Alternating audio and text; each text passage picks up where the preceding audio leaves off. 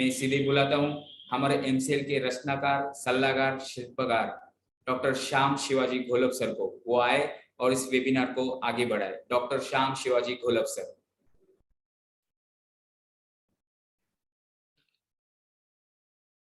Thank you Abhijit. Good morning दोस्तों, नमस्कार। मैं डॉक्टर श्याम घोलप फिर से एक बार आपका इस ट्रेनिंग सेशन में स्वागत करता हूं। मैं आशा करता हूं कि आप सभी लोग स्वस्थ हैं और आप अपने साथ अपने परिवार का, यानी घर का परिवार और एमसीएल परिवार दोनों का ख्याल रख रहे हैं। मैं ये भी उम्मीद करता हूं कि आप सभी लोग 1 घंटा बहुत अच्छी एक्सरसाइज कर रहे हो, अपने हार्ट, अपने लंग को मजबूत कर रहे हो और अपनी इम्यूनिटी को बढ़ा रहे हो। तो चलिए शुरुआत करते हैं आज के टॉपिक से। दोस्तों, ब्रांड क्यों बनानी चाहिए अपनी कंपनी? ब्रांड क्या होता है? ब्रांड तो चलिए देखते हैं। सबसे पहले जानते हैं क्यों क्यों ब्रांड बनना चाहिए। तो दोस्तों, एक ऐसा दौर था कि मार्केट में वो प्रोडक्ट ही नहीं था। लोगों की जरूरतें थी लेकिन प्रोडक्ट नहीं था। और जब किसी कंपनी ने उस प्रोडक्ट को इंट्रोड्यूस किया तो वो कंपनी एकदम से सक्सेसफुल हो गई। एग्जाम्पल के तौर पर ये 4 व्हीलर का एग्जाम्पल। दोस्तों, दुनिया में जब 4 व्हीलर यानी 4 पहिए की गाड़ियां को इंट्रोड्यूस किया गया तो सबसे पहली वो गाड़ियां इलेक्ट्रिक गाड़ियां थी, बैटरी के ऊपर चलने वाली गाड़ियां थी। वो इतनी महंगी थी कि सिर्फ थोड़े से बहुत ज्यादा रईस उसको चलाते थे। सामान्य जो कॉमन अपनी जनता है उसके लिए कोई भी ऐसा प्रोडक्ट नहीं था।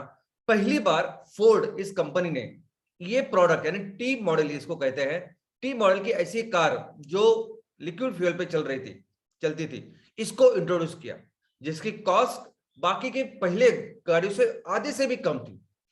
तो जिसकी जरूरत जनता को थी, कस्टमर्स को थी, ऐसा एक प्रोडक्ट उन्होंने इंट्रोड्यूस किया और पूरी दुनिया में ये सबसे सक्सेसफुल ऐसा प्रोडक्ट रहा। कंपनी एकदम सक्सेसफुल हो गई। उसके बाद में ऐसा दौर आया कि एक सेक्टर में जो भी प्रोडक्ट थे, बहुत सारे प्रोडक्ट्स आने लगे। तो इस प्रोडक्ट में सबसे बेहतर, सबसे अच्छा जो प्रोडक्ट था वो बिजनेस कर रहा था और वो हमेशा उस सेक्टर में आगे रहता था। बाद में ऐसा दौर आया कि आपका प्रोडक्ट तो सबसे अच्छा होना ही चाहिए, लेकिन उसके साथ आपकी सर्विस भी अच्छी होनी चाहिए।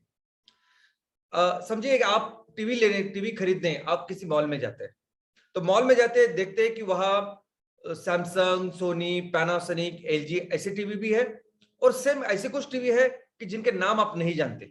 लेकिन अगर टेक्निकल अगर आप कंपैरिजन देखेंगे तो हो सकता है कि वो ऑलमोस्ट सब सिमिलर हो, सेम हो, सब कुछ हो, लेकिन आपने कभी उस टीवी का नाम नहीं सुना, आपको पता नहीं। तो आप ये सोचते हैं कि कल अगर इस टीवी को कुछ हुआ, अगर मुझे इस टीवी के बारे में कुछ सर्विस लेनी पड़ी, जरूरत पड़ी, तो कौन आएगा मेरे काम? कौन सी कंपनी देगी सर्विस?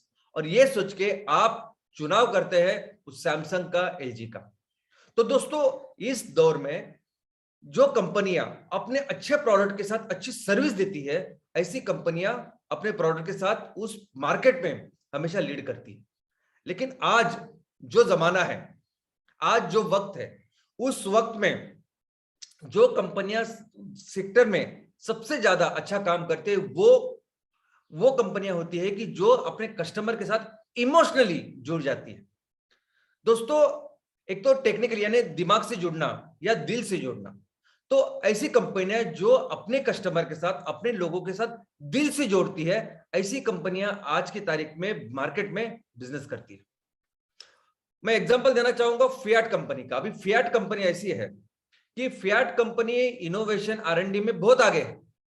उन्होंने तैयार किए हुए इंजन बाकी सभी गाड़ियां अपनी गाड़ियों में लगाते थे और सेम सेगमेंट में अपनी गाड़ियां बेचते थे। लेकिन फिर भी फियाट को लेके शायद लोगों को इतना इमोशनल कनेक्ट नहीं था जो बाकी के गाड़ियों में थी। यानी फियाट का इंजन लेके वो गाड़ियां उस सेक्टर में बहुत आगे या अच्छा काम करते थे।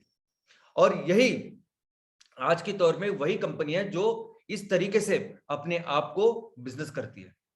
तो दोस्तों, वो कंपनियां जो अपने कस्टमर को इस तरह से कनेक्ट कर रही है, वो कंपनियां जिनका कस्टमर बेस बहुत लॉयल होता है, जो आपको छोड़ते नहीं है, वो कंपनियां अपने आप को इन कस्टमर के साथ लॉन्ग टर्म पे कनेक्ट करती है, वो कंपनी कहलाती है ब्रांड। क्यों बनना चाहिए ब्रांड?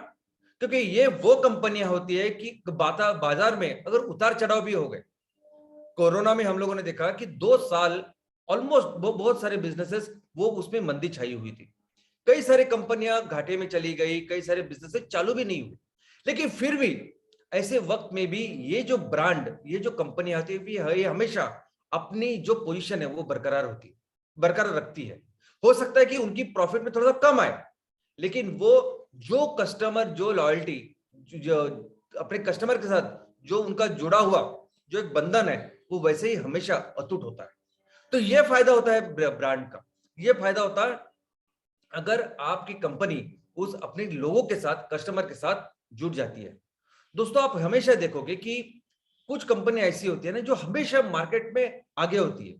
कुछ कंपनी ऐसी होती है कि जिनके साथ लोगों को रहना अच्छा लगता है, उनको पसंद करना अच्छा लगता है, और ये बहुत जरूरी है। ब्रांड बनना बहुत जरूरी है। क्यों? क्योंकि एक बार आपने ब्रांड बना तो आप अपने कंपनी में कंपटीशन हमेशा आगे रहते हैं। अभी देखिए एमसीएल में हम अभी 3 जो सेक्टर तैयार कर रहे हैं, आई मीन इसको अब हम लोग पायोनियर खुद को बोल सकते हैं, इस तरह से हम इसको डेवलप कर रहे हैं। बात ये नहीं है कि कोई बायोफ्यूल में, ऑर्गेनिक फार्मिंग में या इको फ्रेंडली प्रोडक्ट्स में काम नहीं कर रहा है, हजारों लोग काम कर रहे हैं। लेकिन जिस लेवल पे, जिस स्केल पे आज एमसीएल काम कर रही है, यानी एमसीएल इस पूरे तीनों चीज को एक बड़ा सा सेक्टर करके डेवलप कर रही है। ऐसा काम, ऐसा स्केल इस लेवल पे पूरी दुनिया में ऐसा कहीं नहीं हो रहा है। तो एमसीएल हो सकता है कि पायोनियर है, एमसीएल पहली कंपनी है जो ये सब कर रही है, लेकिन आने वाले दिनों में ऐसी बहुत सारी कंपनी आ सकती, बहुत सारी कंपनी आएगी भी जो ये काम करेगी, अपने वही मैन्युफैक्चरिंग करेंगी प्रोडक्ट्स और बेचने की कोशिश करेगी। लेकिन अगर हमारी कंपनियां ब्रांड बनती है, अगर हमारी कंपनियां हमारे लोगों के साथ जुड़ जाती है, तो आपको आने वाले दिनों में इस कंपटीशन से डरने की कोई जरूरत नहीं। तो कैसे बनता है ब्रांड? दोस्तों, ब्रांड यानी विश्वास। ब्रांड की लिटरल मीनिंग, लिटरल जो अर्थ है वो है विश्वास, कि लोगों का आपके ऊपर एक विश्वास होता है। और वो कैसे डेवलप होता है?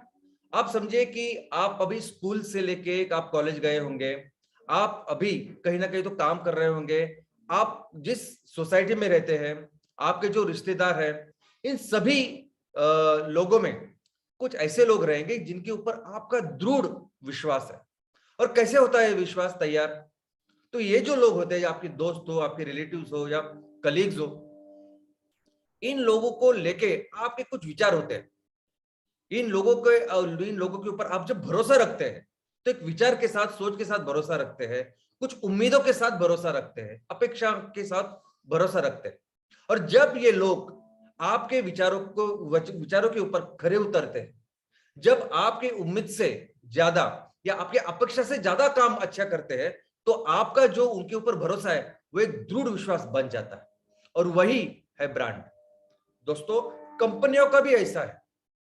कोई भी कंपनी जब मार्केट में आती है तो कुछ कमिटमेंट्स, कुछ वादे वो अपने कस्टमर के साथ, स्टेक होल्डर के साथ, लोगों के साथ करती है। और जब इस वादों के ऊपर वो खरी उतरती है, तो वैसे वो ब्रांड डेवलप हो जाता है। दोस्तों, ये जो कंपनियां होती है, ये कंपनियां एक सोच के ऊपर चलती है।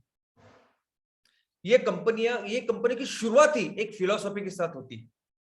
ये कंपनियां कुछ मूल तत्वों के आधार पर चलती है। ये कंपनियां कभी भी किसी भी चीजों में अपने आप को हर चीज में वो अपने इस विचारों को और इस फिलॉसफी को, इस सोच को आगे बढ़ाती है, प्रमोट करती है। ये कंपनियां कभी भी प्रोडक्ट मार्केट नहीं करती। तो जो सोच, जो फिलॉसफी जिसके ऊपर ये काम करती है, उस सोच को, उस फिलॉसफी को वो आगे देती है। तो जैसे मर्सिडीज है, मर्सिडीज इस सोच के ऊपर है कि अगर हम लोग कुछ प्रोडक्ट बनाएंगे तो वो हमेशा बेस्ट ही होगा, नहीं तो कुछ नहीं होगा। जो भी हम कुछ देंगे तो बेस्ट देंगे। तो जब भी मर्सिडीज कोई भी प्रोडक्ट लॉन्च करती है, तो उस प्रोडक्ट के बारे में ये मार्केट नहीं करती कि उस गाड़ी में कौन सी सीसी का इंजन लगा हुआ है, उसमें कौन सी टेक्नोलॉजी है, उसमें स्टाइल, कंफर्ट क्या है, उसमें सेफ्टी के कौन से फीचर्स है, वो नहीं मार्केट करेगी। मर्सिडीज हमेशा उस सोच को मार्केट करती है कि उनकी एक ही सोच है, बेस्ट और नथिंग। तो जब भी आप उस गाड़ी को चलाएंगे तो आपको पता चलेगा कि उस गाड़ी की टेक्नोलॉजी कितनी अच्छी है, कितनी स्मूथ है, कितनी फास्ट उसका एक्सेलरेशन है, उसमें उसमें स्टाइल, उसमें लग्जरी कितनी खास है, उसमें जो जो सेफ्टी के फीचर्स है वो कितने बेस्ट है उस सेगमेंट पे, और फिर आपको पता चलता है कि वो प्रोडक्ट ऐसा बेस्ट है। तो ये सभी जो गाड़ियां है वो गाड़ियां उस तरीके से अपने सोच को हर चीज में, ये सिर्फ प्रोडक्ट ही नहीं, अगर उनको ब्रांडिंग करनी है, प्रमोशन करना है, कुछ भी इवेंट करना है, कुछ भी काम करना है, तो इस सोच को वो आगे रखती है, इसको सोच को प्रमोट करती है। और कहां से आती है ये सोच? तो ये सोच आती है उन लोगों से जो इस कंपनियों को बनाते हैं, जो इसके फाउंडर होते हैं, प्रमोटर होते हैं, उनसे ये सोच आती है। जैसे ये जो कंपनी है मर्सिडीज, इसकी ये जो सोच है बेस्ट और नथिंग, ये सोच आई है गॉटलिब डेमलर, ये जो उनके संस्थापक है उनसे। वैसे ही आज दुनिया की सबसे बड़ी कंपनी है एप्पल। एप्पल $3 ट्रिलियन इतनी बड़ी कंपनी है, यानी ऑलमोस्ट जो हमारे देश की पूरी जो इकोनॉमी है उससे ज्यादा बड़ी कंपनी यानी ये एप्पल बन चुकी है। ये एप्पल की एक सोच है, think out of the box, think different. कभी भी एप्पल वो चीज मार्केट में नहीं लाती जो ऑलरेडी मार्केट में एस्टैब्लिश है। कोई भी ऐसा प्रोडक्ट मार्केट में नहीं लाती कि जिसके बारे में प्रोडक्ट अवेलेबल है, जिसमें जिसको कंपनियां बना रही है, उससे अलग कुछ करने की कोशिश हमेशा एप्पल करती है। एप्पल पहले ऐसी कंपनी है, आपको याद होगा कि जब स्मार्टफोन आए थे तब शुरुआत में उसके साथ, स्मार्टफोन के साथ वो कीपैड थे, क्वार्टरिक कीपैड थे। एप्पल पहली कंपनी थी दुनिया की जिसने वो पूरा कीपैड हटा के एक सेंट्रल का बटन लाया। जैसे ही एप्पल ने लाया उसके बाद उसको देख के कई सारी कंपनियों ने भी सेम टेक्नोलॉजी लाई। एप्पल पहली कंपनी है कि जिसने उस मोबाइल से उस सेंट्रल जो एक बटन था सिंगल, उसको हटाया। तो जैसे उस एप्पल ने हटाया तो बाकी के सभी कंपनियों ने उसको हटाया। एप्पल पहली कंपनी है कि जिसने, अगर आप लोग को याद होगा तो जब हम लैपटॉप में वो कॉम्पैक्ट डिस्क सीडी का उपयोग करते थे तो वो डालने के लिए बटन दबाने के बाद उसका एक जो ढांचा है वो बाहर आता था और उसमें हम लोग सीडी रखते थे और वो अंदर जाता था। एप्पल पहली कंपनी है कि जिसने क्या किया कि वो सीडी, उसके लिए कोई ढांचा बाहर नहीं आता था, वो तो सीडी अंदर जाती थी अपने। तो ये सभी जो इनोवेशन है, think different, think next, think out of the box, ये करके एप्पल अपने इस सोच को हर चीज में इसे डालती है। दोस्तों हमारे देश के जो ये बड़ा जो बिजनेस ग्रुप है, उद्योग समूह है, सबसे बड़ा उद्योग समूह है टाटा का। टाटा उद्योग समूह को इनके जो संस्थापक है जमशेदजी टाटा, जिनको हमारे भारत के उद्योग का जनक भी मानते हैं, इनकी एक सोच थी, उनकी सोच ये थी कि हम जहां बिजनेस करते हैं, जिस कम्युनिटी में, जिस समाज में रहते हैं, ये समाज, ये कम्युनिटी सिर्फ हमारा स्टेक होल्डर नहीं है। अगर हम लोगों के साथ रहते हैं, लोग सिर्फ हमारे कस्टमर्स नहीं है, स्टेक होल्डर्स नहीं है, तो लोग हमारा पर्पस है। ये समाज हमारा पर्पस है, हमारा उद्देश्य है, जिनके लिए हम लोग ये बिजनेस चला रहे हैं, और ये आपको हमेशा याद रखना होगा। इसलिए ये सोच, जिस सोच के साथ अभी टाटा की डेवलपमेंट हुई, आज भी ये सोच बरकरार है। आज भी अगर आप देखोगे तो टाटा का मैक्सिमम प्रॉफिट ये टाटा ट्रस्ट में जाता है, और यही लोगों को आगे रखने का, सीएसआर का जो काम टाटा करती है वो सबसे बेहतर है। ये काम ये कंपनियां बहुत अच्छी तरीके से करते हैं, यानी लोगों को कैसे जोड़ती है, तो इमोशनली। लोगों को लोग टेक्निकली नहीं देखते कि एप्पल का फोन का कैमरा कैसा है, बाकी के फोन के कैमरा कैसा है, टेक्निकली कौन से प्रोडक्ट अच्छे हैं। वो देखते हैं कि उनको उस एप्पल के साथ, एक बार उन्होंने एप्पल का फोन लिया तो उनको बहुत अच्छा लगता है, इमोशनली कनेक्ट हो जाते हैं उस प्रोडक्ट के साथ, क्या मैंने एप्पल का फोन लिया। वो टेक्निकल उसमें चीजें में पढ़ते हैं।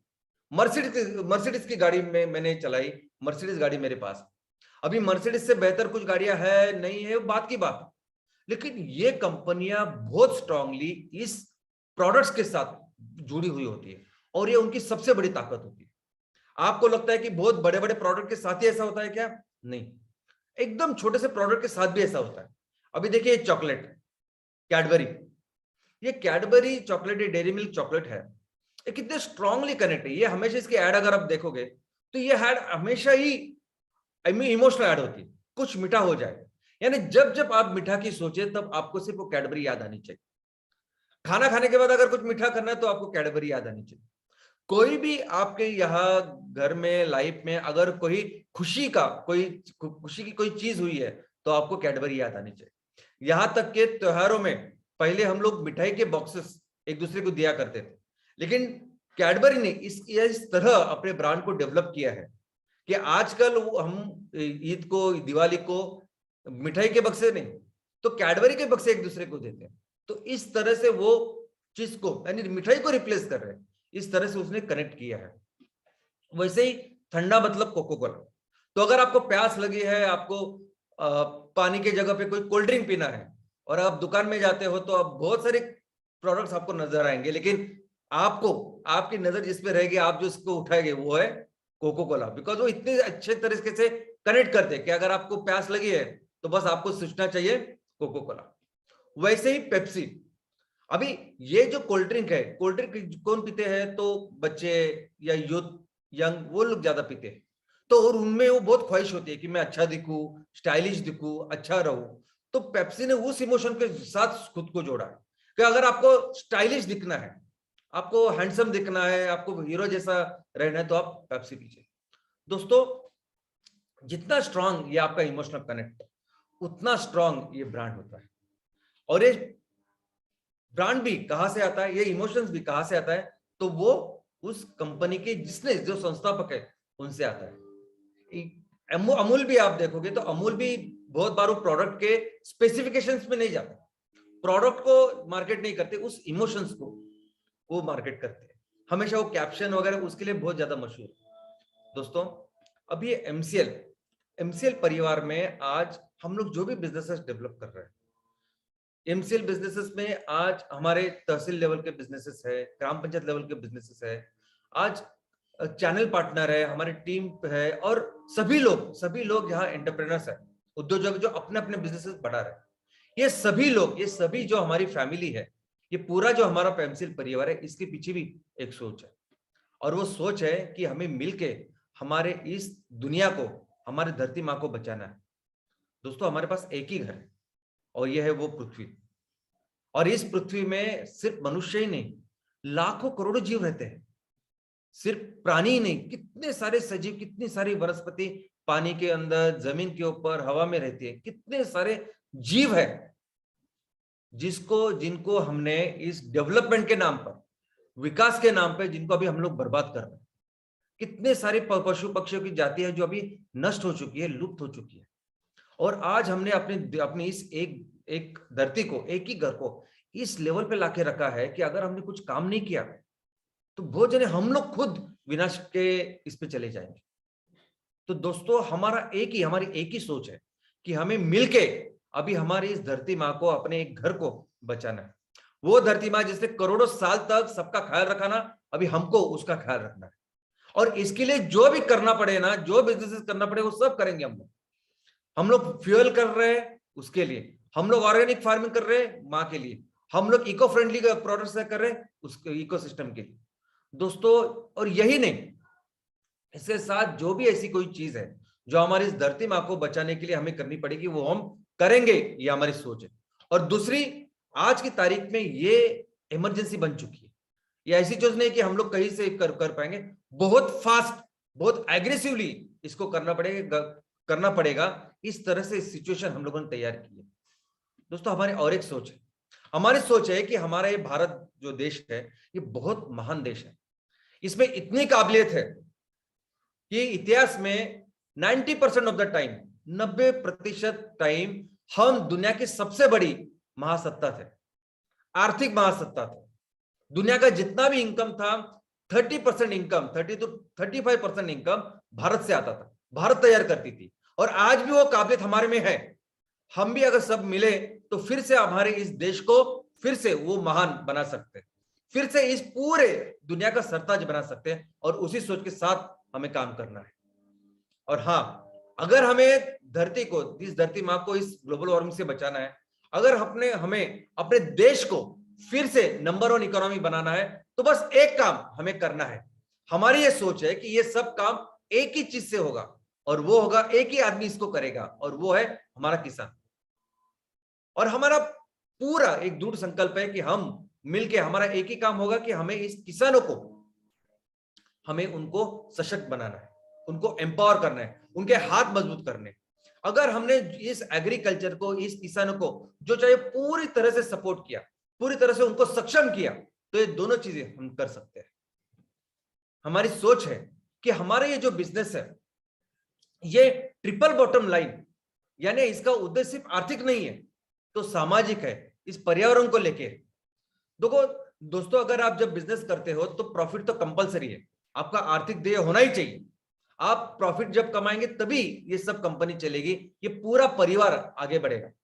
लेकिन उसके साथ हमने ये देखा है कि हर चीज में कैसे हम लोगों को ज्यादा बेहतर से बेहतर हम लोग कुछ दे पाए, लोगों के लिए कुछ कैसे हम लोग बेहतर करें।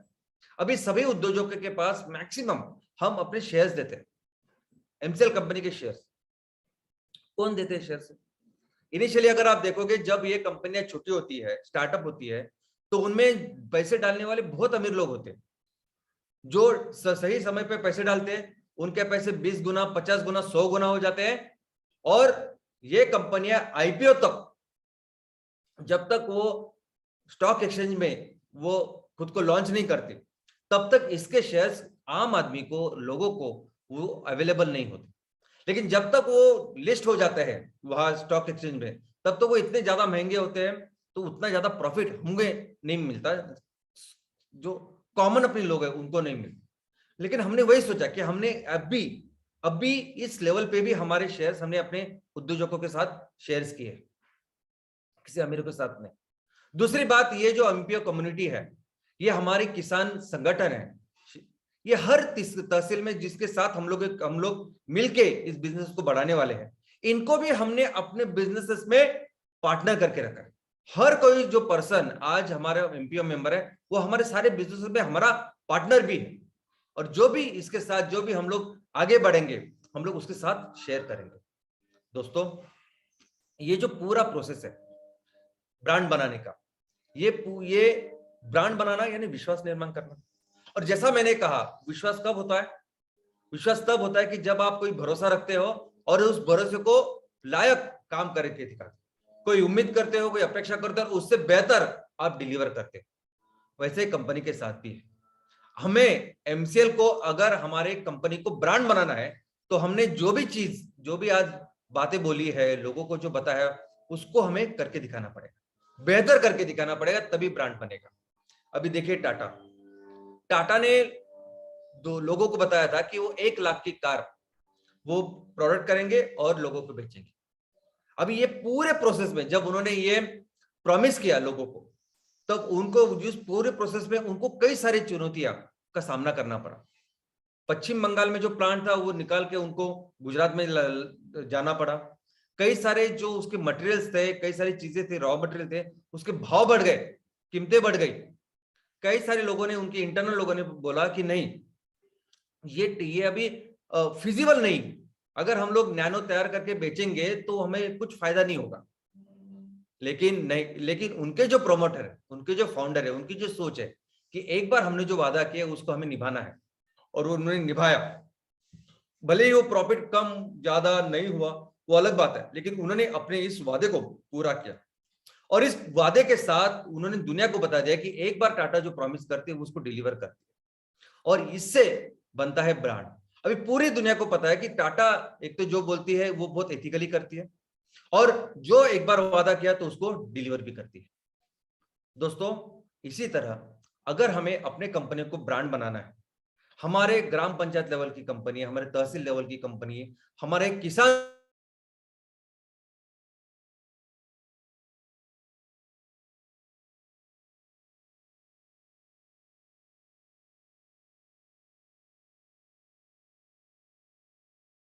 प्रक्रिया आपसे शुरुआत होगी। दोस्तों, बात यह नहीं है कि आप उस आधे घंटे में, पौने घंटे में, 1 घंटे में क्या प्रेजेंटेशन देते हो, क्या सेमिनार देते हो, क्या लोगों को बताते हो। बात यह है कि जो जिस चीज को आप लोगों को बताते हो, क्या वो जिस चीज को आप जीते हो, आपके जो एक्शंस है, क्या वो एक्शन वही सब दर्शाते हैं जो आप लोगों को सिर्फ सेमिनार में वो आधा पौने घंटे में बताते हैं। क्या आप जीते हैं उस मिशन को लेके, उस विजन को लेके, ये ज्यादा प्रभाव देगा। दोस्तों, ये जरूरी है कि आप अपने विजन, मिशन, अपने सपने को लेके कितने उत्साहित हैं, कितना जुनून है आप में वो करने का, और इससे बनेगा ब्रांड। आपको आपको लगता है कि कोई भी कंपनी जब बड़ी बड़ी करनी है, बड़ी बननी है, तो हमेशा वो बनती है उनके लोगों के साथ। कोई भी कंपनी लोगों के साथ ही बनती है। कोई भी एक आदमी उस संगठन को, उस कंपनी को बहुत बड़ा नहीं बना सकता। छत्रपति शिवाजी महाराज इन्होंने अपने लोगों का एक स्वराज्य निर्माण किया, साम्राज्य निर्माण किया।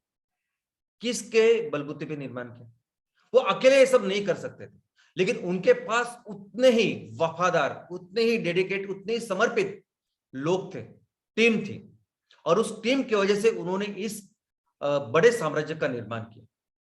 और कहां से आती है टीम?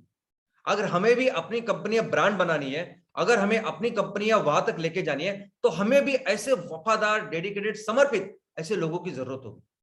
और कहां से आएंगे ये लोग? कहां से इस छत्रपति शिवाजी महाराज की जो टीम है, ये जो मावड़े हैं, कहां से तैयार हुए, किस तरह से वफादार हुए कि उन्होंने पूरा अपना, यानी पूरी जिंदगी अपनी न्यौछावर कर देते थे एक चीज के ऊपर। क्यों दोस्तों? ये जो डेडिकेशन है, ये जो समर्पण है, वो भी आता है आपसे। जब छत्रपति शिवाजी महाराज को देखते थे, उनको देख के जब उनका जो समर्पण, उनका डेडिकेशन जब उनके सामने रहता था, तो उनको फिर उनके ही जैसे लोग तैयार होते थे। दोस्तों आज भी अगर आप देखोगे ना, तो ज्यादा पैसे देके आप ऐसा मत सोचो कि ज्यादा पैसे देके आप किसी और जो एकदम वफादार ऐसे साथीदार को आप पाओगे। नहीं, आप क्या सोचते हैं कि विजय माल्या या कोई भी ऐसी कंपनी जिसका जो ओनर है, मेन प्रमोटर है, वो ऐसा कुछ गलत काम करके अगर कंपनी को बढ़ा रहा है, तो उसकी जो टीम है, उसके जो मेंबर्स है, वो मेंबर्स उसके वफादार होंगे? नहीं। आपको देखे तो ये वफादारी, ये समर्पण, ये सब कुछ, ये भी शुरुआत होता है आपसे। और एक आदमी की मैं कहानी में आपको बताने वाला हूं। दोस्तों चाइना में अभी इतनी इंडस्ट्रियल ग्रोथ हो रही है, चाइना इंडस्ट्री में बहुत अच्छा काम कर रहा है। अभी हमारे देश में जैसे मुकेश अंबानी साहब है, या रतन टाटा है, या इतने जो जाने माने बिजनेसमैन हैं, वैसे ही चाइना में अगर सबसे रिस्पेक्टेड, सबसे प्रेरणादायी अगर कोई बिजनेसमैन है, कोई नाम है, तो उनका नाम है जैक मा। ये वो जैक मा है, और ये अलीबाबा नाम के कंपनी के मेन संस्थापक है, फाउंडर है। दोस्तों ये अलीबाबा जो कंपनी है, ये रिलायंस से डबल इतनी बड़ी कंपनी है। जैक मा हो सकता है कि उनके पास खुद की इतनी बड़ी इक्विटी नहीं कि वो एकदम रिचेस्ट पर्सन वगैरह बने, लेकिन उन्होंने अपने कार्य से हजारों लोगों को, हजारों उद्योजकों को चाइना में इंस्पायर किया। आज जो भी इंडस्ट्रियल रिवोल्यूशन, बिजनेस का रिवोल्यूशन आप देखते हो चाइना में, उसमें बहुत बड़ा हाथ इन जैक मा का है। इन्होंने ये 10, 12, 15 सालों में, जितने सालों से अभी वो काम कर रहे हैं, उन्होंने कभी भी अपने वसूले के साथ, सिद्धांतों के साथ कभी कॉम्प्रोमाइज नहीं किया, और इसी के वजह से लोग इनको मानते हैं। उन्होंने कहा कि मुझे कितनी सारे लोगों ने धोखा दिया होगा।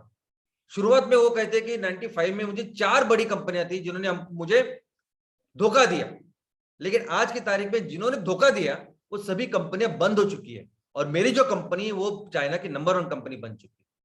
और दोस्तों वैसे होता है, जब ऐसे समय आता है कि जिस समय पे जो टाइम पे हमें चाहिए था, जो टाइम होना चाहिए, काम होना चाहिए, वो नहीं होता।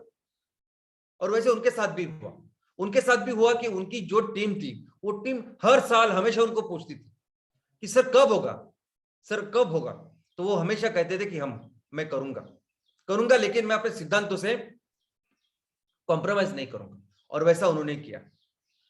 जब इन्होंने आईपीओ लॉन्च किया पहली बार जब चाइना में, तो चाइना की हिस्ट्री में, इतिहास में इतना बड़ा आईपीओ नहीं हुआ, और सिर्फ उस आईपीओ के साथ उनके सभी जो उनके साथीदार थे, उनकी सब टीम थी, वो करोड़पति हो गए। दोस्तों एमसीएल की भी एक फिलॉसफी है ना। एमसीएल की फिलॉसफी है कि एमसीएल को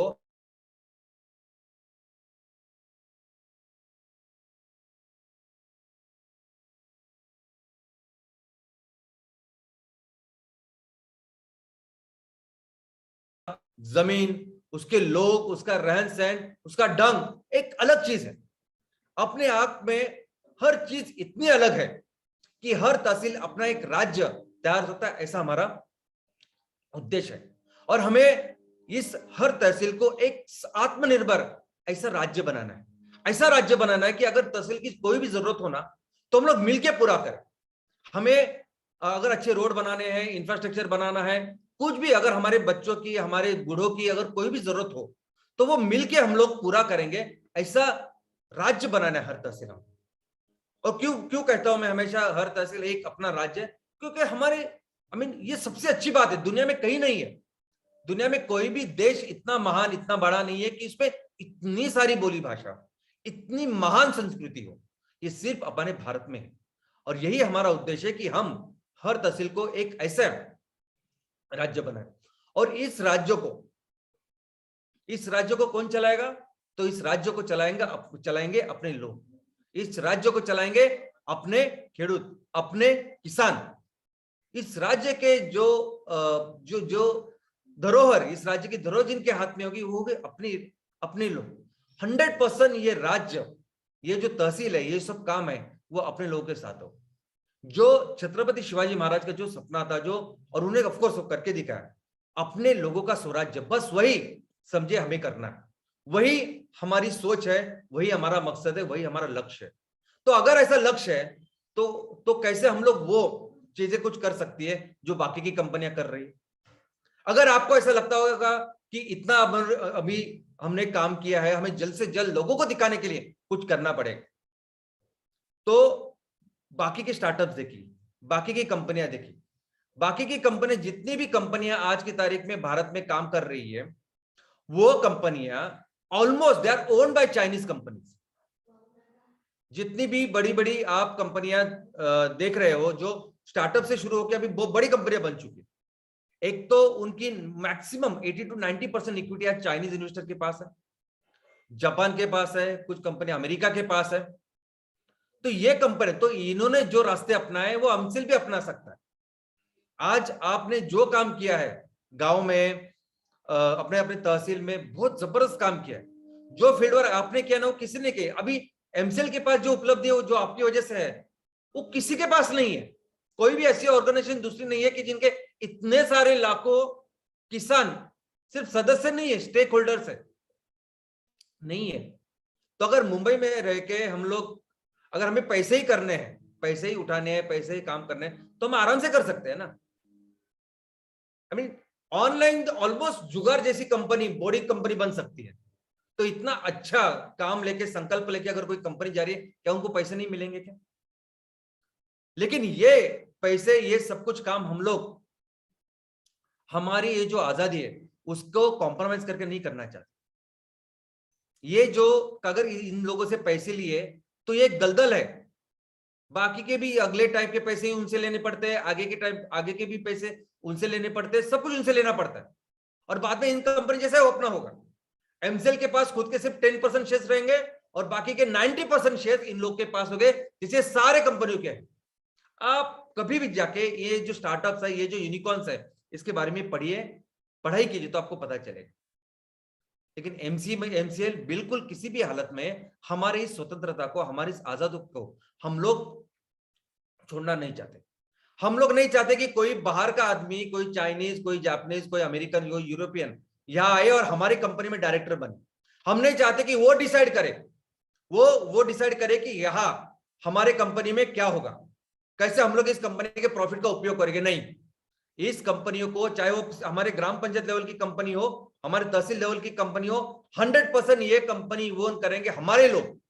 और हम किसी भी सूरत में, किसी भी हालत में हमारे इस आजादी को खोएंगे नहीं।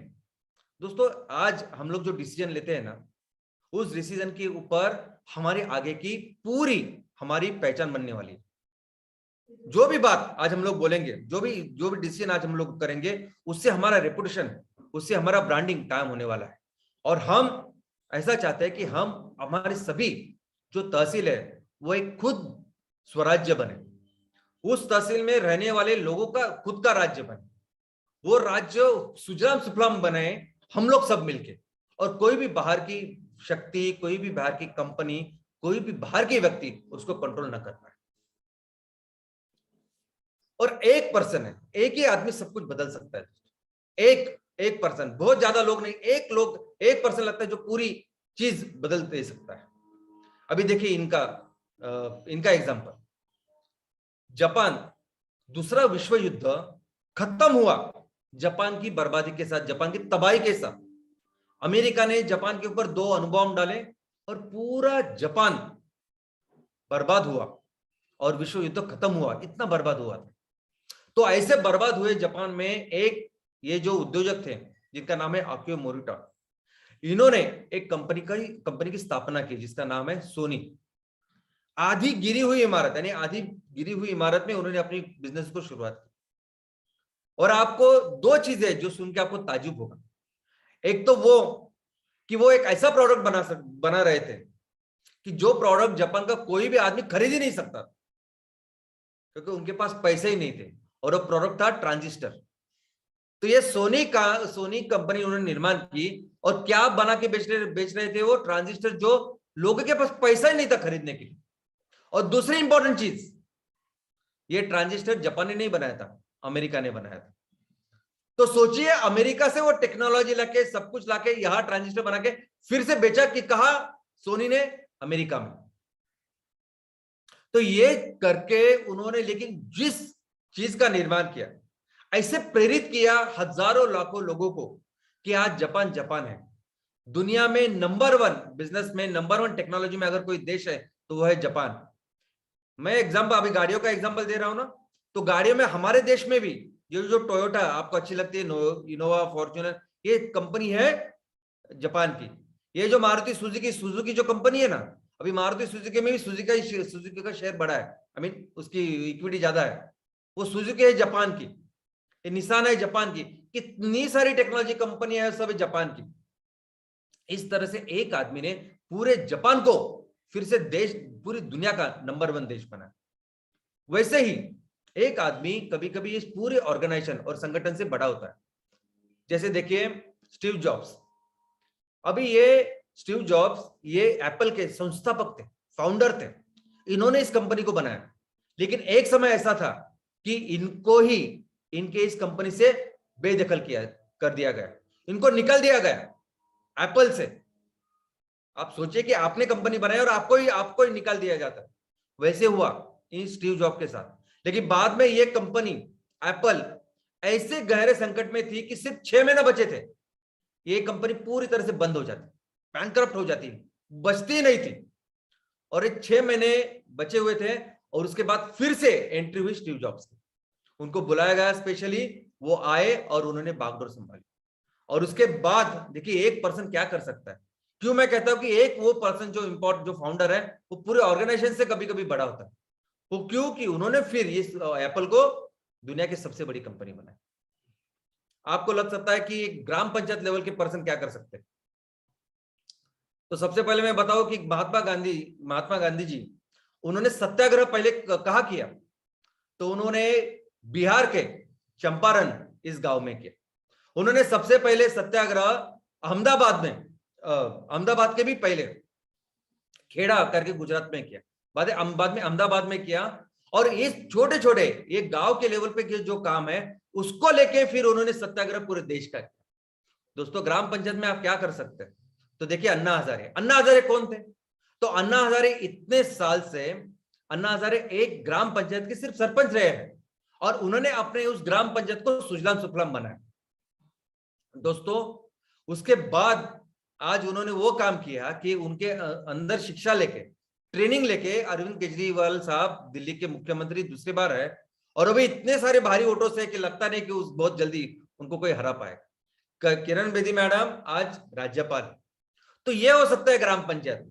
अगर आप किसी ग्राम पंचायत में ऐसा कुछ काम कर रहे हो कि जो काम कुछ बहुत बेहतर है, कुछ अच्छा है, तो पूरे देश में ग्राम पंचायत में हम लोग ये काम कर पाएंगे, और इसका इतना बड़ा परिणाम हो सकता है, और आप सब कुछ चेंज कर सकते हो। देखो एक आकियो मोरिटा, उस आदमी ने पूरे देश को बदल के रखा। अगर आपको लगता है कि आप कौन से भी लेवल पे काम कर रहे हो, कोई फर्क नहीं पड़ता। अगर आपकी सोच सही है और उतने डेडिकेशन से अगर आप काम कर रहे हो, तो आपके ग्राम पंचायत के काम, अगर आप चैनल पार्टनर भी और कुछ बहुत ही जबरदस्त कर रहे हैं, तो हो सकता है कि एक दिन पूरे एमसीएल को आप चलाएं।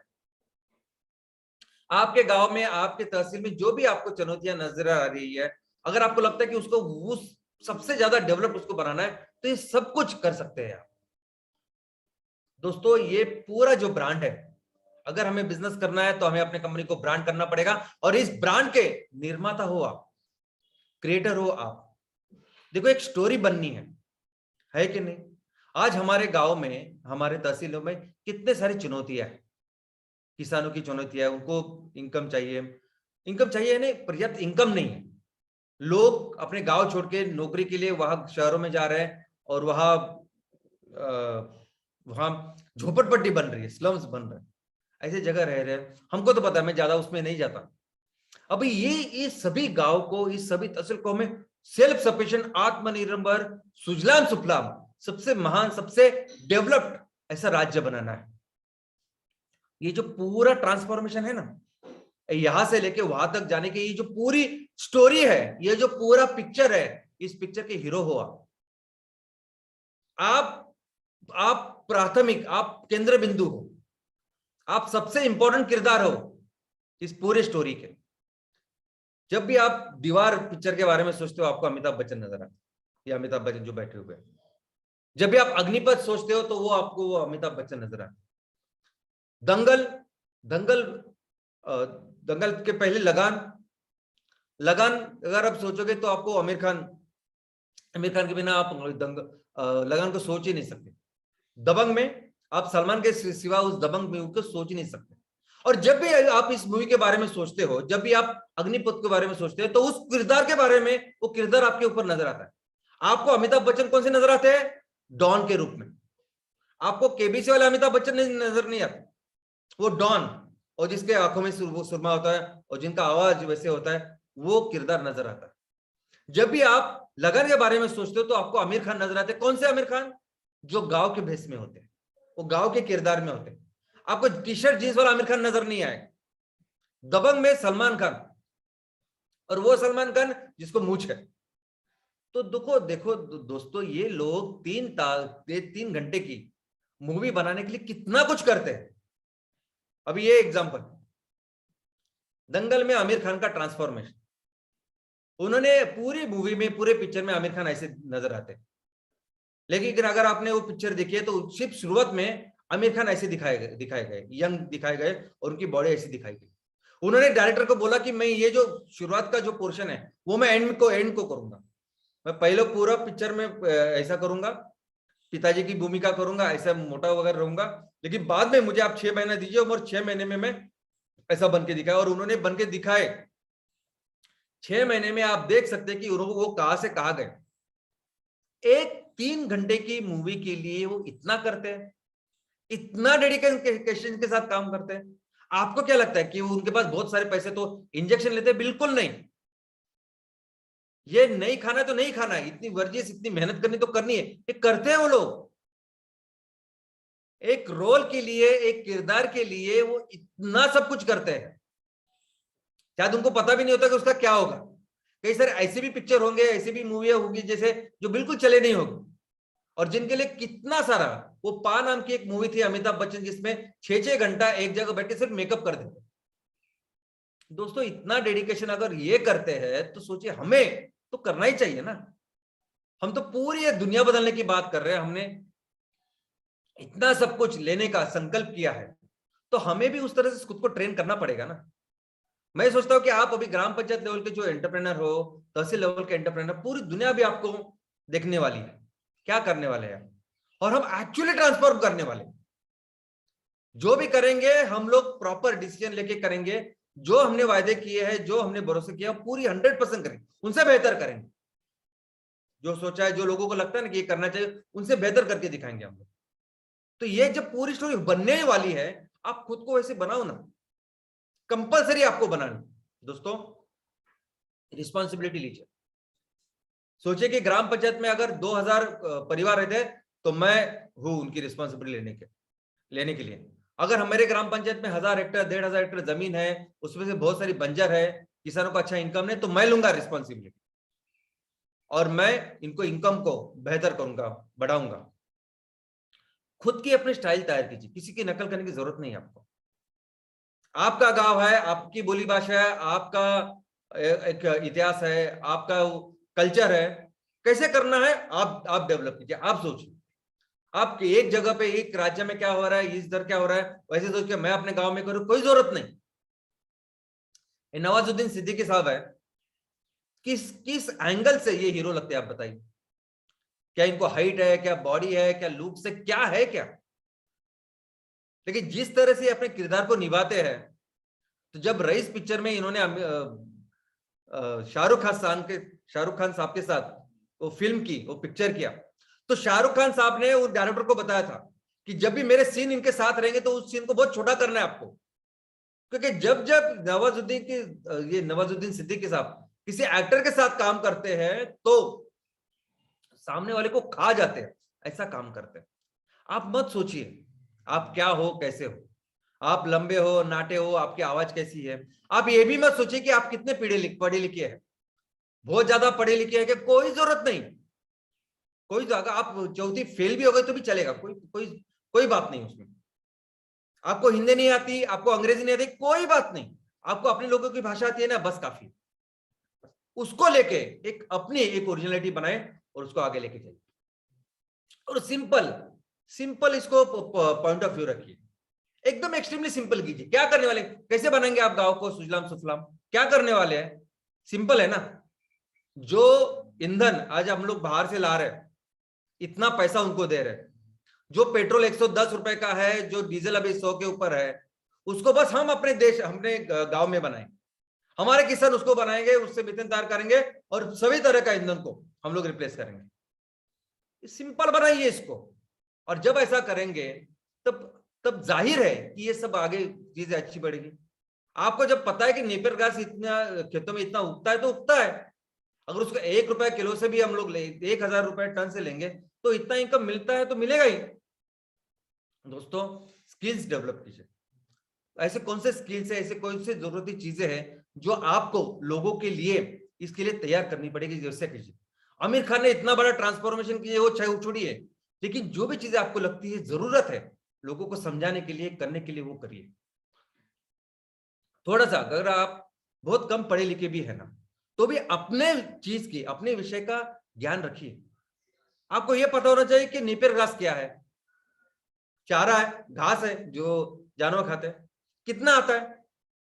और हम लोग हमेशा बोलते हैं कि 300 टन से लेके 500 टन हर हेक्टेयर में आता है, लेकिन अपने गांव में देखिए, अपने तहसील में देखिए, आजू बाजू देखिए, बहुत सारे लोग आज जो नेपियर घास को उगाते हैं, उनको पूछेंगे तो आपको पता चलेगा कितना आता है, उस नेपियर घास से कितना मीथेन बनता है ये भी आपको पता है। ये छोटी थोड़ी जो नॉलेज है, ये अपने सेक्टर के बारे में, विषय के बारे में आप रखिए, उस खुद को जरा अपडेट कीजिए, और एक इमोशनल सिस्टम, सपोर्ट सिस्टम तैयार कीजिए। अंग्रेजों ने सबसे बड़ा नुकसान अगर भारत का कुछ किया है तो उन्होंने हमारी इस पूरी जो पीढ़ी, ये जो पूरे लोग है, उनकी ना सोच बदल के रखी है। अंग्रेजों ने हमारी पूरी जो शिक्षण पद्धति थी, जो एजुकेशन की व्यवस्था थी, उसको पूरी तरह से बदल के उन्होंने क्लर्क की व्यवस्था की है। भारत इतना आगे था पढ़ाई में, शिक्षण प्रणाली में, और उस सभी को अभी उन्होंने ऐसी इस 400 450 सालों में ऐसी शिक्षण प्रणाली तैयार की कि उनको सिर्फ क्लर्क्स तैयार करने थे, ऐसे लोग तैयार करने थे उनको जो उनके अंडर काम करें। उनको क्लर्क तैयार करके करने थे, जो अंग्रेज बोले वो काम अच्छी तरह से ईमान इतबारे करे। आईएएस आईपीएस भी क्या है, क्लर्क है। कोई भी हर यही चाहता है कि मुझे अच्छी नौकरी हो, मुझे टाइम पे तनख्वाह मिले। वो जो आकियो मोरिटो ने करके दिखाया, जैक मा ने करके दिखाया, वो नहीं कोई कर रहा, सबको यही चाहिए। और ऐसे में अगर कोई बिजनेस करने के लिए उतरता है, बिजनेस करने के लिए मेहनत करता है, तो वहां सबको पता है, वहां जापान में, चाइना में सबको पता है कि अगर तू बिजनेस करेगा तो ये सब चीजें होने वाली है, पता है ऐसा सब कुछ। लेकिन यहाँ नहीं, यहाँ जरा भी कुछ हुआ तो आपको लोग घर से पूछेंगे पहले, अरे तू क्या कर रहा है, आज बोले सब लोग बोलेंगे अरे बाबा तू तो फंसने वाला है इसमें।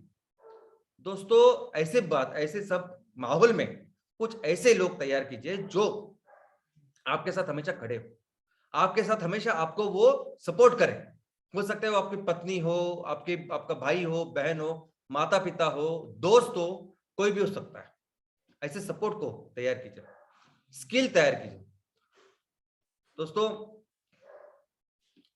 हमें जिंदगी भर, मैं तो समझता हूं जिंदगी भर हमें प्रेजेंटेशन देनी है, सेमिनार्स करने हैं, जिंदगी भर हमें ये पब्लिक स्पीकिंग करनी है, बाकी कुछ काम नहीं करना, हमें सेल नहीं करना कुछ, हम ऐसे प्रोडक्ट लेके सेल नहीं करने वाले, हम लोग सिर्फ लोगों को बताने वाले हमेशा इस सेमिनार के तहत, इस प्रेजेंटेशन के तहत कि एक्चुअली सही क्या है और गलत क्या है, बस। और लोगों को जब इस अच्छी तरह से हम लोग को समझाएंगे तो वो अपने आप सही जो चीज है उसका सिलेक्शन करेंगे। तो ये जो लोगों से के साथ बात करने की कला है, लोगों को समझाने की जो कला है, ये आपको सीखनी पड़ेगी। आपको लोगों को ये पब्लिक स्पीकिंग जो है वो सीखना पड़ेगा। टेक्नोलॉजी, देखो दोस्तों, टेक्नोलॉजी भी सीखनी पड़ेगी। आप एक अभी देखो, अगर बिजनेस करने हैं, आने वाले दिनों में इतना सारा रॉ मटेरियल आएगा, इतना माल तैयार होगा, बेचा जाएगा, ये पूरा अकाउंट्स है, ये सब कुछ चीज है, ये सभी एक इसके लिए आपको अलग अलग से नोटबुक, पेन कुछ रखने की जरूरत नहीं। आज टेक्नोलॉजी इतनी बेहतर हो चुकी है कि आपको हर चीज आप एक छोटे से मोबाइल में रख सकते हो, हर चीज आपके अपने लैपटॉप पे, कंप्यूटर पे रख सकते हो। आज वो सीसीटीवी रहते हैं, आपके यहाँ ऑफिस में क्या चल रहा है, आपके यहाँ कंपनी में क्या हो रहा है, अगर ऐसी बात हुई कि आपको कहीं बाहर जाना पड़ा तो भी आप एक मोबाइल में देख सकते हैं कि वहां क्या हो रहा है। हर चीज के ऊपर आज टेक्नोलॉजी, सॉफ्टवेयर अवेलेबल है, इसका फायदा उठाइए। और आने वाले दिनों में ये जो फैक्ट्री चालू होगी, माल तैयार होगा, बेचा जाएगा, ये सभी में इसका बहुत बड़ा उपयोग होने वाला है। तो उसके ऊपर काम कीजिए और चेंज इंजन बनाइए। अगर लोगों को लगता है कि अपनी परिस्थिति सुधारने के लिए कोई बाहर से कोई ऐसा देवदूत आएगा, कोई भगवान बन के आएगा, कोई मसीहा बन के आएगा, तो ऐसा कुछ नहीं। बताइए, खड़े रहिए और लोगों को बताइए कि हम लोग ही है, हम लोग ये जो अपने इस पूरे सिस्टम को, ये पूरे हमारे गांव को, हमारी इस परिस्थिति को चेंज कर सकते हैं। और ऐसा बने, ऐसा लोग खुद भी बने, लोगों को भी बनाइए और इमोशनल अपील कीजिए। देखो, सुभाष चंद्र बोस साहब, इन्होंने लोगों को बोला था ना कि आप मुझे खून दो, मैं आपको आजादी दूंगा। मैं तो सिर्फ इतना कहता हूं कि आज हमारे गांव में जितनी भी तकलीफें हैं, जितनी भी प्रॉब्लम्स है ना, आप हमें सिर्फ इकट्ठा आने की जरूरत है, बस, बाकी कुछ नहीं। बहुत कॉमन सेंस वाली बहुत सिंपल चीज है जो हम करना चाहते हैं, लेकिन सोचिए इनसे कितना बड़ा कंट्रीब्यूशन हम लोग लोगों के लिए, समाज के लिए, आने वाले फ्यूचर के लिए, भविष्य के लिए, अपने इस महान राष्ट्र के लिए कर सकते हैं। और ऐसा लोगों को बताइए, समझाइए और थिंक ह्यूज, थिंक मैक्सिमम। ऐसा मत समझे कि हमें 100 टन का माल तैयार करना है और उसको बेचना है, मुझे क्या बिजनेस तैयार करने हैं, बिल्कुल नहीं। अपना हर तहसील जो है ना, वो गांव, वो कुदरत ने भर भर के दिया है। ऐसा भी मत सोचे कि आपका तहसील ऐसे मुंबई के नजदीक है, दिल्ली के नजदीक है, बैंगलोर के नजदीक है, कहीं भी आपका तहसील हो, हर तहसील को कुदरत ने इतना भर भर के दिया है। आप सोचिए कि कैसे हर इंच में मैं कुछ ना कुछ करूंगा। मैं अपने बायोफ्यूल की फैक्ट्री सिर्फ 100 टन नहीं, कैसे 200, 400, 500, 600, 700 टन से तक लेके जा सकता हूं। कैसे हर चीज में, ऑर्गेनिक फार्मिंग में मैं बेहतर कर सकता हूं। कैसे मैक्सिमम माल तैयार करके, ज्यादा से ज्यादा उत्पादन तैयार करके उसको बेच सकता हूं। और कैसे अपनी कंपनी को ज्यादा से ज्यादा बड़ा कर सकता हूं कि जिसकी वजह से और ज्यादा, अगर 20% CSR गांव में आना है तो सोचिए कितना बदलाव हम लोग ला सकते हैं। और पूरी दुनिया को बताए कि हम लोग क्या कर रहे हैं, बताए कि हम लोग ये कोई भी ये प्रॉफिट, मुझे तो लगता है कि ये पूरी चीज जो हम लोग कर रहे हैं, ये बिजनेस है ही नहीं, ये बहुत इंपॉर्टेंट काम है। और ये शायद ये प्रकृति हमें वो ताकत दे रही है, ये शायद प्रकृति है जो हमसे करवा के ले रही है। क्योंकि अभी कोई ना कोई तो चाहिए ना काम करने के लिए, कोई चाहिए जो उसके मार्गदर्शन से ये पूरी दुनिया को बचाने का काम करे। कोई चाहिए ना जो किसानों पे आंसू पोंछे। कौन आएगा आगे? ये चाइनीज कंपनी आके यहाँ अपने गांव में धंधा करेगी क्या? हम लोग करेंगे। ये लोगों को बताइए दोस्तों। और कैसे करेंगे अपना काम, ये भी सोचिए आप। आपको सिर्फ अपने गांव का, अपने इस तहसील का एक विजन बनाना है बस, कि मेरे तहसील में आज इतने सारे प्रॉब्लम्स है, इतनी सारी चुनौतियां है, और मैं अपने तहसील को 5 साल के बाद ऐसा करने वाला हूं। बस उस महान एक ऐसा जबरदस्त चित्र बनाइए, ऐसा विजन बनाइए, और बिल्कुल उसके पॉसिबिलिटी के बारे में सोचिए मत। हम सोचते ना, अरे यार मुझे लगता तो है, लेकिन क्या होगा, क्या ये होगा क्या, ये मत आप सोचिए प्लीज। यानी आप सोच नहीं सकते इतनी बड़ी इकोनॉमी, आर्थिक महासत्ता हम थे। पूरे दुनिया में लोग ये समझते थे कि भारत यानी सोने की चिड़िया, हर डाल पे सोने की चिड़िया यहाँ बजती, सोने का दूध यहां से आता है, यानी हर जगह सोना था हमारा। आज जिन जिन अंग्रेजों को, या जिन ऐसे अंग्रेज भी बोल सकते हैं, और जो भी ऐसे गोरे लोगों को देख के आपको लगता होगा कि ये बहुत आगे है, वो ऐसा टाइम था कि वो बहुत पिछड़े थे, वो आदिवासी थे, ट्राइबल थे, वो वहां कुछ नहीं था उनके यहाँ, हम लोग इतने आगे थे। ऐसा एक जबरदस्त पिक्चर आप अपने गांव का बने, क्योंकि जिस बेसिस पे, जिस रिसोर्सेस के ऊपर बन के हम लोग इतनी बड़ी महासत्ता थे, वो आज भी बन सकते हैं। कुदरत ने वही सब कुछ हजारों सालों से, लाखों साल से दिया है भारत को, वो अभी भी अपने पास में। तो एक बहुत अच्छा जबरदस्त चित्र अपने देश का, अपने इस गांव का बनाएंगे। अपने तहसील को 100% हम लोग हमारे ईंधन में स्वयं पूर्ण करेंगे, और वो सिर्फ ट्रांसपोर्टेशन गांव वाहन का नहीं, गाड़ियों का नहीं, तो किचन में जो हम कुकिंग फ्यूल है, वो हर इंडस्ट्री, कोई भी इंडस्ट्री आपके यहाँ हो, तो हर इंडस्ट्री में जो ईंधन होगा वो सिर्फ और सिर्फ हमारे गांव के, हमारे तहसील की किसानी तैयार करेंगे। ऐसा संकल्प कीजिए, ऐसा विजन देखिए। हमारे यहाँ जो भी इलेक्ट्रिसिटी, आज बिजली की भी जो प्रॉब्लम है, हम लोग खुद बहुत बिजली तैयार कर सकते हैं। ऐसी बिजली, अभी कितने सारे ऐसे गांव है कि जिनको पर्याप्त बिजली नहीं मिलती, इतनी घंटा ही बिजली मिलती है। हम लोग मिलकर ऐसा काम कर सकते हैं कि सभी गांव को, सभी पूरे तहसील को 24 घंटा ऐसी बिजली मिल सकती है, ऐसा काम कर सकते हैं, और बिजली में स्वयं पूर्ण बन सकते हैं। पानी, अभी सोचिए एक सिंपल सी बात, आप जा भी रहते होंगे, अगर 1 घंटा आपके यहाँ पानी आता है, नल आता है, आधा घंटा आता है, तो आप ये देखते हैं कि नहीं कि उस आधे घंटे में मैं इतना पानी जमा करके रखूं कि पूरा दिन मुझे जो जरूरत है उसमें वो काम आएगा। मैं तो एक ऐसे शहर को जानता हूं अच्छी तरीके से कि जहां 10 दिन में, 12 दिन में, 15 दिन में एक बार पानी आता है, लेकिन वो शहर में लोगों ने अभी ऐसी व्यवस्था करके रखी है कि एक बार पानी आया तो आगे के 10 दिन, 12 दिन, 15 दिन उस पानी को बराबर से वो यूटिलाइज करते हैं पर्याप्त में। तो सोचिए 12 महीने में अगर 2 महीना भी आपको पानी आता है, तो इसका मतलब घंटे में, 24 घंटे में आपको 4 घंटा पानी आता है, ऐसा समझिए ना आप। सिर्फ 2 महीने की बात कर रहा हूं मैं, 4 महीने की नहीं।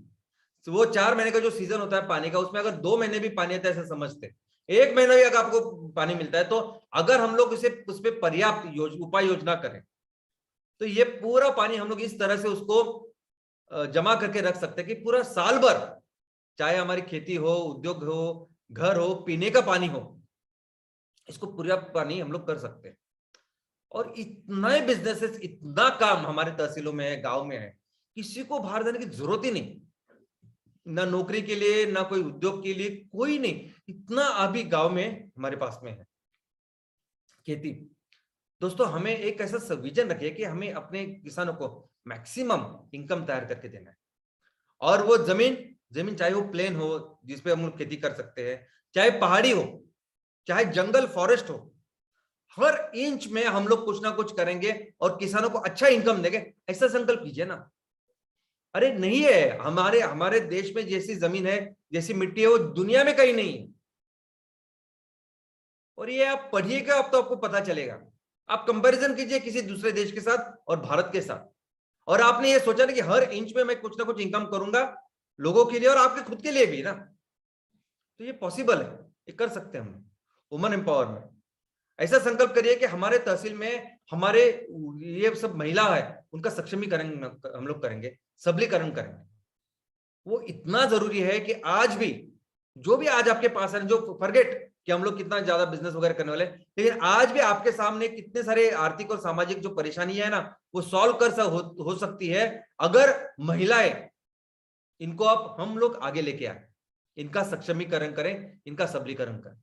तो ऐसे एक देश के, ऐसे एक अपने राज्य के बारे में सोचिए जहां महिला सक्षम हो, इन बेटर रोड्स, ये इंफ्रास्ट्रक्चर जो भी चाहिए वो सबसे अच्छा अपने गांव में होगा। ऐसा सपना देखिए, ऐसा संकल्प देखिए। एजुकेशन सिस्टम, दोस्तों आपको शायद पता नहीं, दुनिया के सबसे ज्यादा विश्वविद्यालय, मैक्सिमम, इनफैक्ट ऑलमोस्ट ऑल, सभी विश्वविद्यालय भारत में थे। एक ऐसा समय था कि भारत में विद्यालयों में इतनी सारी शाखाएं थी इतने सारे स्पेशलाइजेशन थे, वो दुनिया में कहीं नहीं थे। भारत में पढ़ाई करने के लिए चाइना से लेके अभी यूरोप और अमेरिका तो नहीं, अमेरिका तो नहीं थी, ये रोमन, मिडल ईस्ट, वहां से लोग आते थे। और अंग्रेजों ने ये पूरा जो हमारी हिस्ट्री ये पूरी जला के राख कर दी है। लेकिन अभी भारत के बारे में जो भी लिखा है इन लोगों ने लिखा है कि भारत कितना आगे था, किस तरह से ये विश्वविद्यालय ज्ञान देते थे दुनिया को। ये स्पेस वगैरह की जो बात है ना, ये पूरा गणित बिनित सब भारत ने दिया है दुनिया को। और आज की तारीख में ऐसी परिस्थिति कि हमारे यहाँ बच्चों को किस तरह से एजुकेशन का सिस्टम, कितने सारे गवर्नमेंट के ऐसे स्कूल है कि जहां जो हमारे शिक्षक है उनको 6-6 महीना 1-1 साल भर उनको तनख्वाह नहीं है। बच्चे जहां जाते हैं जिस स्कूल में वहां छत नहीं है, कैसे बच्चे वहां बैठेंगे? यानी कुछ हजार में हो सकता है ऐसा काम, वो काम नहीं हो रहा अपने इधर। तो मिलके बिजनेस करते हैं ना, बिजनेस करते हैं और उससे ये पैसा लेके ये सब काम कर सकते हैं और इसे बेहतर ऐसे एजुकेशन सिस्टम बनाते हैं, better health care.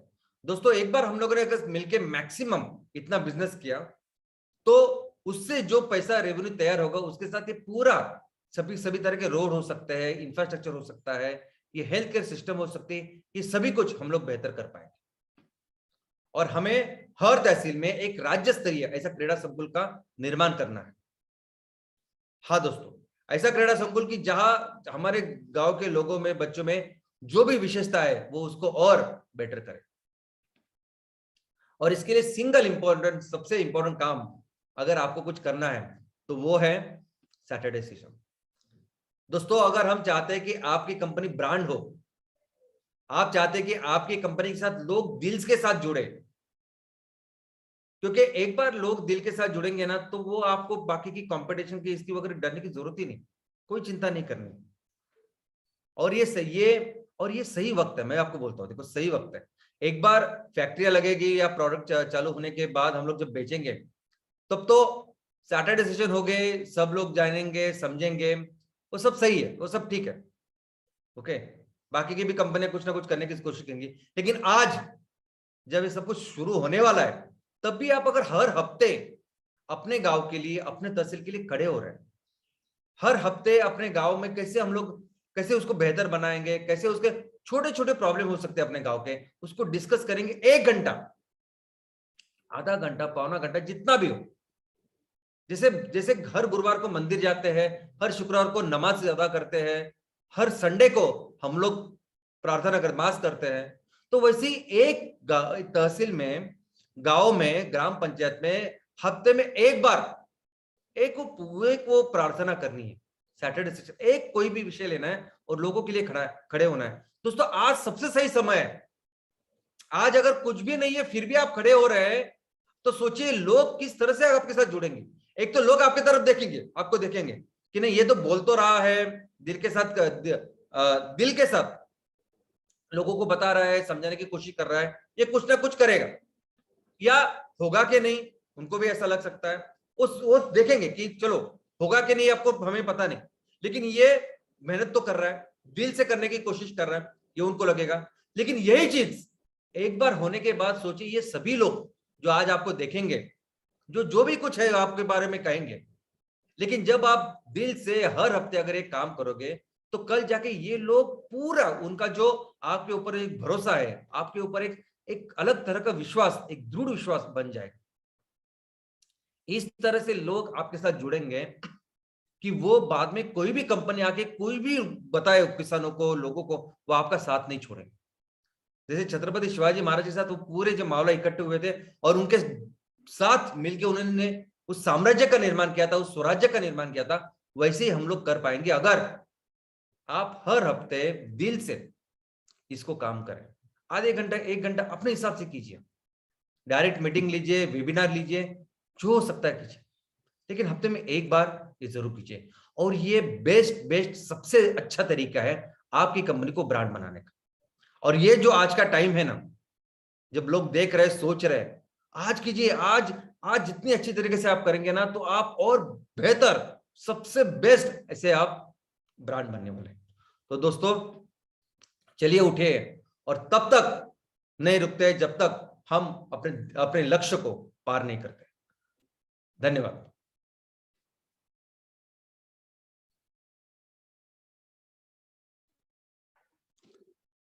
Thank you Shyam Golab sir.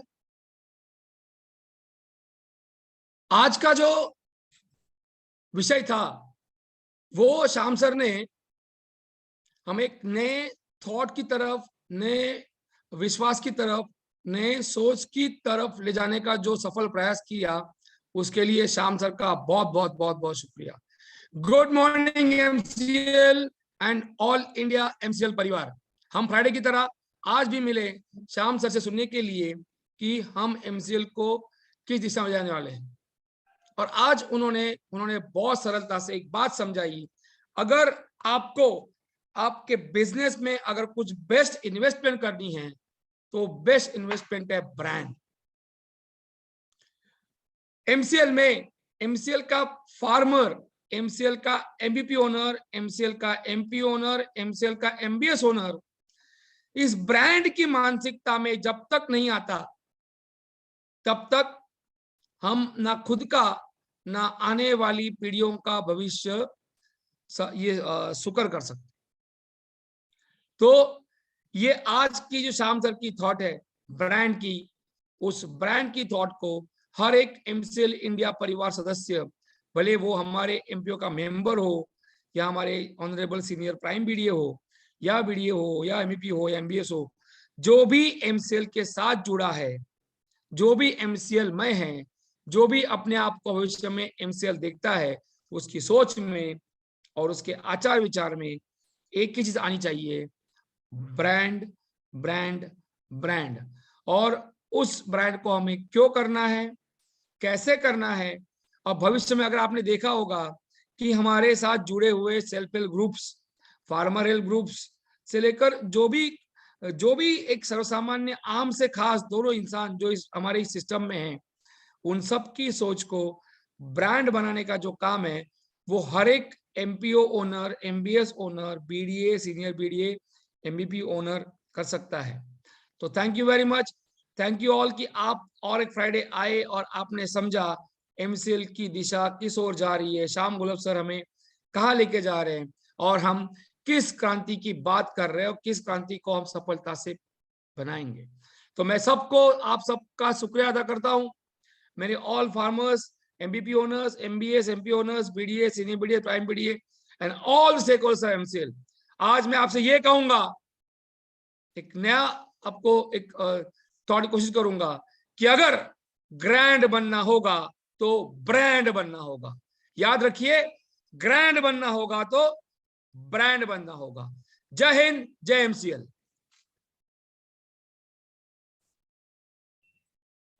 Thank you doctor लवेश sir, thank you Shyam sir. आपने आज के इस ट्रेनिंग सेशन के बारे में हमें बहुत ही अच्छे और सरल तरीके से समझाया।